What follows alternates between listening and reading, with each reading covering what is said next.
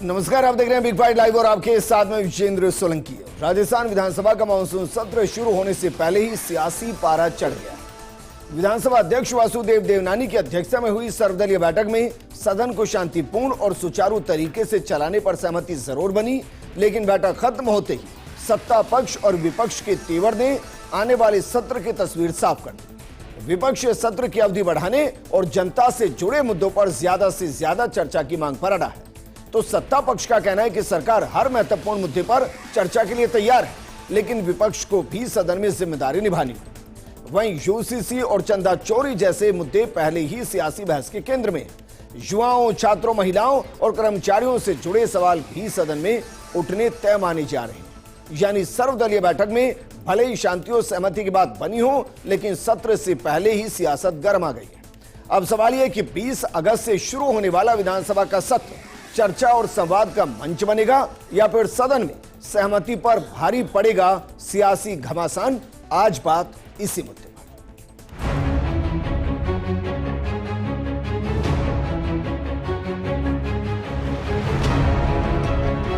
15 से 25 दिन के आसपास ये सत्र चले तो प्रदेश की जनता के सभी मुद्दे यहाँ पे आ पाएंगे।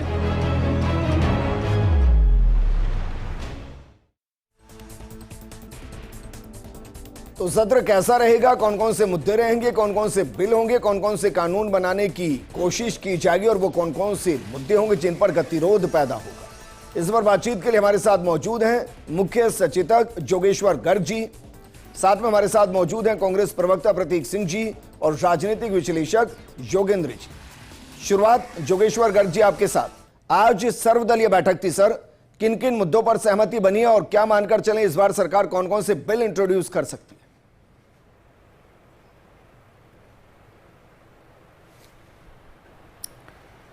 जी नमस्कार। नमस्कार सर। अब सरकार जो बिल इंट्रोड्यूस कर सकती है वो तो खैर लंबी चौड़ी लिस्ट है, लेकिन अब निकाय चुनाव बिल्कुल सामने है और कभी भी उनकी घोषणा हो सकती है। तो वो घोषणा यदि हो जाती है तो फिर सदन ज़्यादा लंबा चलाना संभव नहीं होगा, आचार संहिता की दृष्टि से भी और सारे माननीय विधायकों के फील्ड में व्यस्तता की दृष्टि से भी जी। इसलिए असमंजस की स्थिति है। चुनाव की घोषणा चुनाव आयोग कब करता है उसके आधार पर तय होगा कि चुनाव ये सदन कितना लंबा चलता है सत्र। ठीक, तो अब ये करेंगे सर, ये भी हो सकता है कि 20 तारीख को ही सदन शुरू हो और उससे पहले अगर आचार संहिता लग गई तो फिर 20 तारीख को ही अनिश्चितकाल के लिए स्थगन भी हो जाए।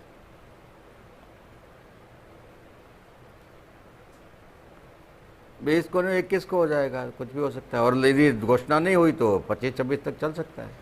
ठीक है, आज सर्वदलीय बैठक में किन किन मुद्दों पर बातचीत हुई? अब रही बात लंबा चलाने की मांग क्या है? वो सुन रहा था मैं, सर्वदलीय बैठक में नेता प्रतिपक्ष कह रहे थे कि कम से कम 10 दिन चलाना चाहिए।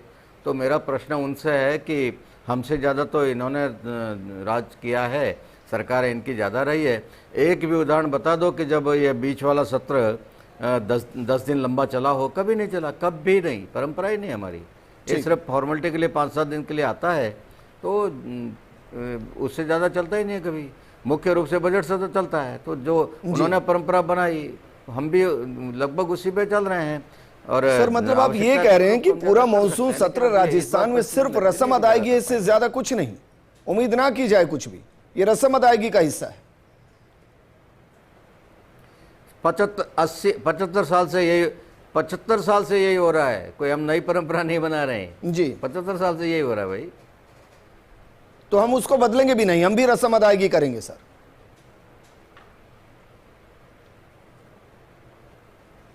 बदल सकते हैं, बदलने की तैयारी है हमारी, लेकिन अब इस बार निकाय चुनाव आड़े आ गए जी। निकाय चुनाव भी जरूरी है, लंबे समय से लंबित है। भाई ये विपक्ष मांग कर रहा था कि अब चुनाव नहीं करवा रहे हो, अब चुनाव आ रहे हैं तो बोले सदन चलाओ, दोनों एक साथ नहीं चल सकते। ठीक है, आज मैं कह रहा हूं सर, सर्वदलीय बैठक थी, उसमें अपोजिशन की तरफ से कौन कौन सी मांग रखी गई कि भाई इन मुद्दों पर तो चर्चा होनी चाहिए और इनके लिए आवर्स को निर्धारित किया जाए?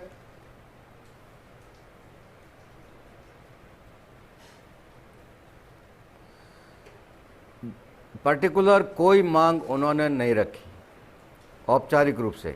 ठीक, बैठक के बाद या पहले अनौपचारिक रूप से बहुत सारी बातें हुई है जिनकी कोई वैल्यू नहीं। जी। और सर बीएससी में कब ये तय होगा कि भाई हम 20 तारीख को अगर सदन को शुरू कर रहे हैं तो उस दिन का क्या क्या पूरा लेखा जोखा रहेगा, अगर 21 को भी हम चला रहे हैं तो उस दिन क्या रहेगा? 20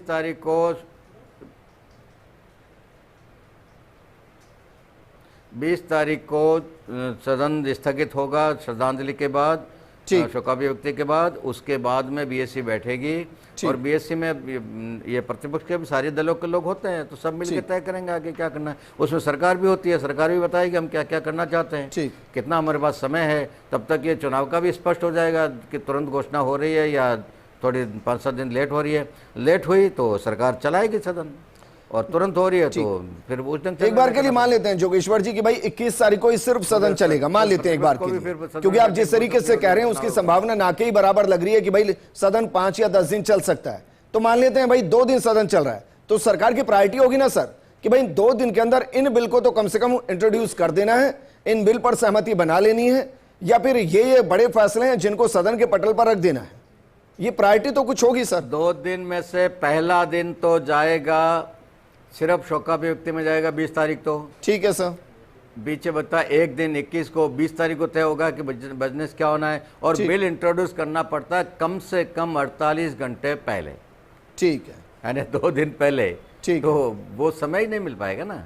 यदि चुनाव आगे जा रहा है, 10 दिन आगे जा रहा है तो सत्र चलेगा, आराम से चलेगा। सरकार भी चलाना चाहती है, बहुत सारे बिल हमको पास करवाने, लेकिन फिर यदि चुनाव की घोषणा होगी तो प्रतिपक्ष भी नहीं चाहेगा कि वो यहाँ सदन में बैठ कर समय खराब करे, वो भी फील्ड में जाना चाहेंगे, हम भी जाना चाहेंगे। तो सर अगर प्रतिपक्ष और अपोजिशन पूरा मिलकर ये कहे कि भाई ठीक है इलेक्शन की घोषणा के बाद भी हम 5 दिन और सदन चला सकते हैं, और वो लिखित में अगर ये दे कि हम 5 दिन हमारी 80% की स्ट्रेंथ विधानसभा के अंदर होगी, तो क्या इस पर फैसला हो सकता है? हो ही नहीं सकते क्योंकि चुनाव आयोग जिस दिन घोषणा करेगा उस दिन वो टाइम टेबल दे देगा, इस तारीख तक आपको नॉमिनेशन करना है, इस तारीख को जांच होनी है। वो सारा काम कौन करेगा? विधायक यहाँ बैठे होंगे तो काम कौन करेगा? सबको अपने अपने फील्ड में जाना है, कांग्रेस वालों को भी जाना है, दूसरों को भी जाना है, हमको भी जाना है, सबको जाना है, कोई नहीं रुकेगा यार। सर क्योंकि अब सरकार में है, बस अंतिम सवाल आपसे ले रहा हूं, ये तो पता होगा ना सर कि आचार संहिता कब से लगनी है, इलेक्शन की घोषणा कब से होनी है, तो सही बताइए ना। 21 को चलेगी विधानसभा, 22 को चलेगी विधानसभा, या मानकर चलें कि 20 को श्रद्धांजलि और 21 को सदन?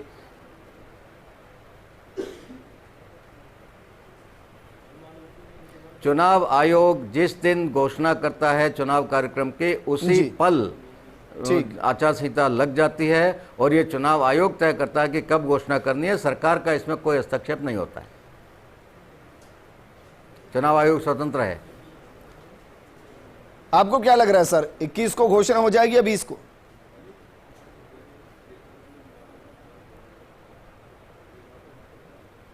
मैं ज्योतिष नहीं हूं, चुनाव आयोग तय करेगा। चलिए जोगेश्वर जी, शुक्रिया हमारे साथ जुड़ने के लिए।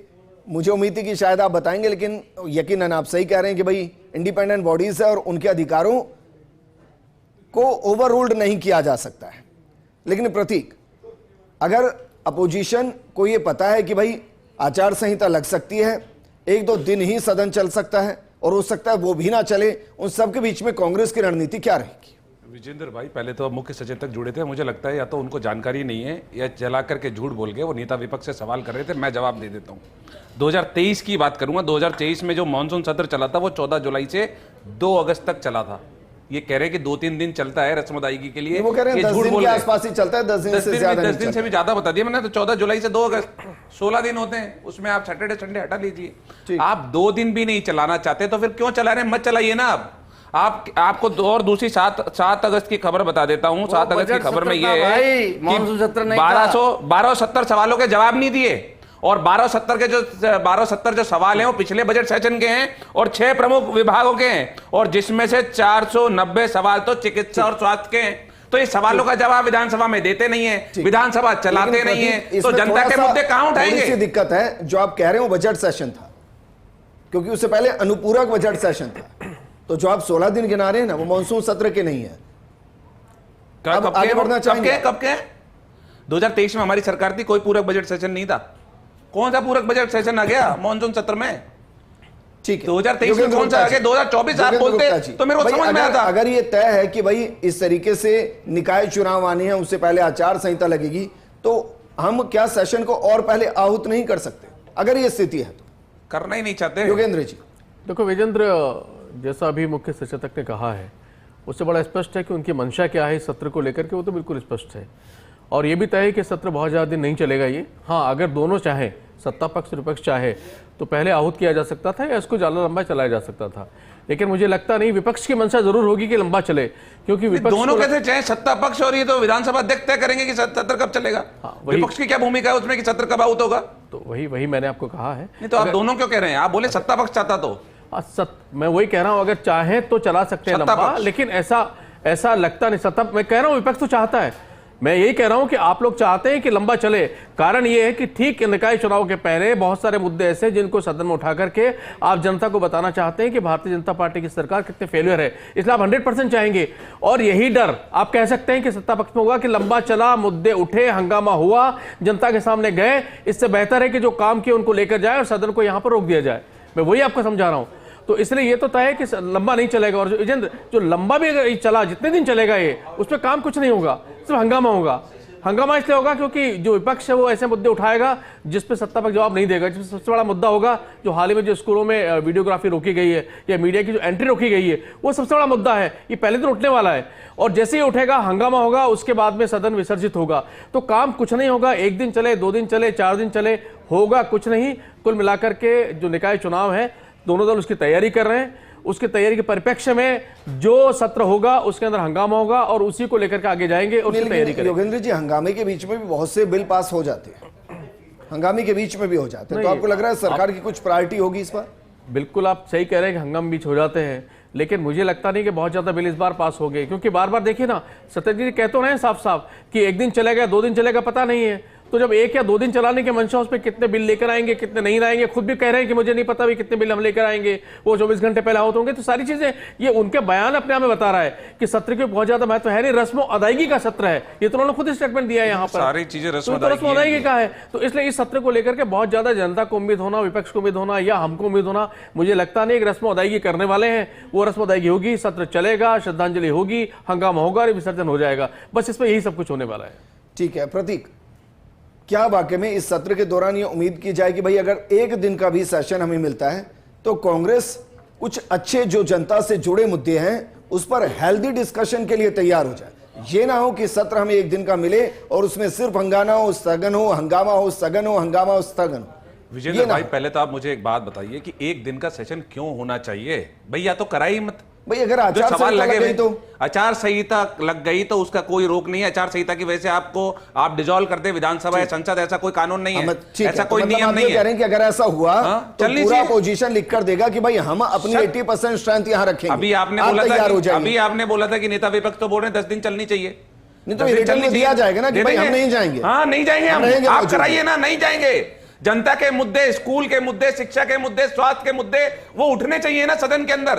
सदन चलेगा तो जब भी तो वहां पे जनता के मुद्दे उठेंगे। लेकिन सत्ता पक्ष चलाना ही नहीं चाहता है, और चलाना नहीं चाहते वो तो छोड़िए, जो सवाल पूछे गए उनके जवाब नहीं देना चाहते। ये जो 7 अगस्त की खबर मैं बता रहा हूं, जो 1290 क्वेश्चन बाकी है, इसमें वासुदेव देवनानी जी ने भी नाराजगी जाहिर की है कि आप जवाब क्यों नहीं देते। और जवाब स्वास्थ्य से जुड़े हुए, शिक्षा से जुड़े हुए, आपके और मेरे दिनचर्या की जो डे टू डे जो लाइफ है उससे जुड़े हुए हैं। लेकिन अफसरशाही इतनी ज्यादा हावी है सरकार के ऊपर, और फिर यहां पर मुख्य सचेतक आके बोल जाते हैं कि चलता नहीं है तो रस्म अदायगी है। तो ये सरकार ही पूरी रस्म अदायगी पे चल रही है, जैसे तैसे इनको 5 साल काटने, पता है कि 5 साल बाद कुछ होने वाला है नहीं, इसलिए पूरी रस्म अदायगी ही की जा रही है।